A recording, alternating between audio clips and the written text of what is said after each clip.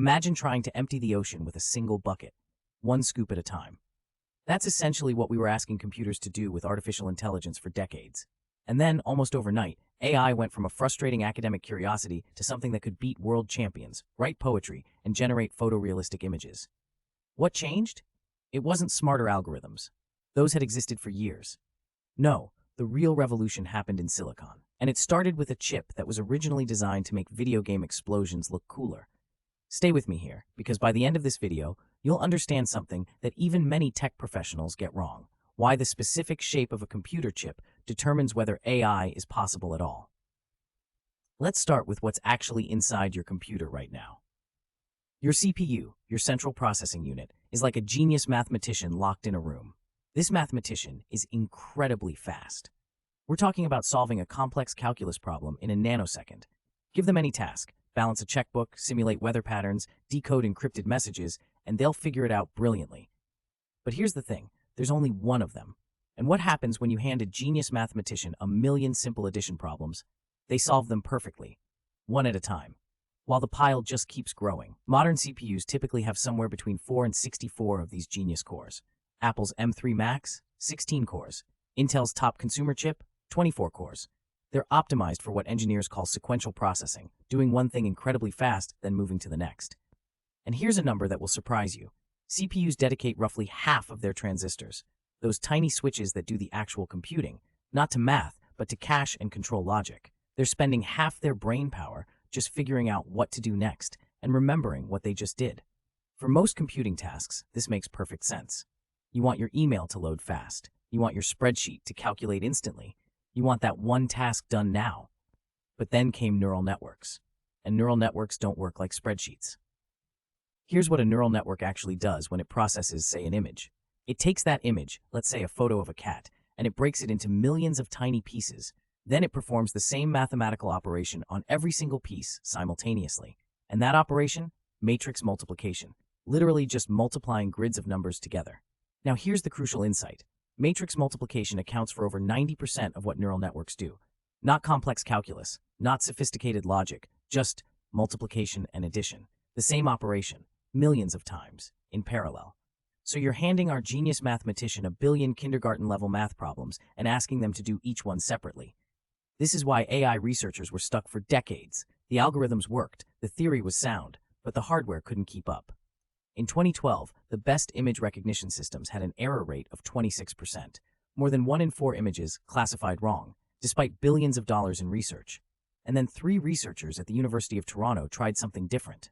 Alex Krevsky, Ilya Sutskever, and Jeffrey Hinton didn't invent a new algorithm. The neural network architecture they used, convolutional neural networks, had been around since the 1980s. What they did was duct tape 2 NVIDIA GTX 580 graphics cards together. Gaming GPUs. The kind you'd buy to play Call of Duty. Their system, AlexNet, dropped that 26% error rate to 15%. Overnight, not an incremental improvement, a fundamental breakthrough that shocked the entire field. And the computer science world collectively realized, wait, we've been using the wrong tool this entire time. So let's rebuild our metaphor. If a CPU is a genius mathematician in a room, a GPU is a warehouse with thousands of workers who each know how to do one thing: basic arithmetic. NVIDIA's latest H100 chip has 16,896 CUDA cores, not 16, not 64, nearly 17,000. Each individual worker is way slower than our genius mathematician, way dumber too. Ask one GPU core to solve a differential equation and it'll stare at you blankly, but ask all 17,000 of them to multiply 2 numbers together? They all finish at the same time. Remember that ocean we were trying to empty with one bucket? Now imagine 17,000 people, each with their own bucket, all scooping at once. This is the fundamental difference between CPUs and GPUs. CPUs are designed for latency, doing one thing as fast as possible. GPUs are designed for throughput, doing many things simultaneously. And where CPUs spend half their transistors on control and memory, GPUs dedicate over 80% of their transistors to the parts that actually do math. They're not trying to figure out what to do. They already know. They just do it, thousands of times, in parallel. Let me give you a number that will break your brain. Training GPT-3, just the training, not running it, required approximately 3.14 times 10 to the 23rd power floating point operations. That's 314,000 calculations. On a single CPU, that would have taken centuries, literally multiple human lifetimes. with thousands of GPUs working in parallel? Weeks. And here's the acceleration that really shows what's happened. Neural network training that took 6 months in 2012 can now be completed in under 4 minutes. The same task, from half a year to a coffee break. But wait, GPUs weren't actually designed for AI. They were designed for games, for making triangles appear on screen really fast. What if you built a chip from scratch, specifically for neural networks? In 2015, Google did exactly that. They called it the TPU, Tensor Processing Unit. TPUs use something called a systolic array architecture. Imagine data flowing through a grid of processors like a wave. Each processor does a tiny calculation and passes the result to its neighbor. No waiting, no bottlenecks, just a continuous flow of math. This design reduces memory access needs by up to 100 times compared to traditional approaches. Instead of constantly fetching data from storage, the data just flows. Google's first TPU could perform 92 trillion operations per second while sipping just 40 watts of power. That's about what a laptop charger uses.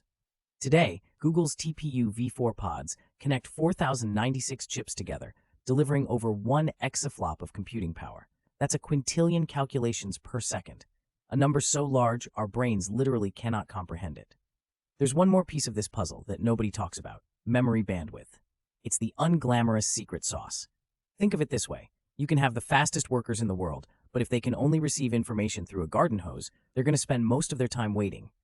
NVIDIA's H100 GPU has a memory bandwidth of 3.35 terabytes per second using something called HBM3, high bandwidth memory. That's roughly 20 times faster than the DDR5 RAM in a top-of-the-line consumer computer. The data doesn't trickle into the chip. It floods in.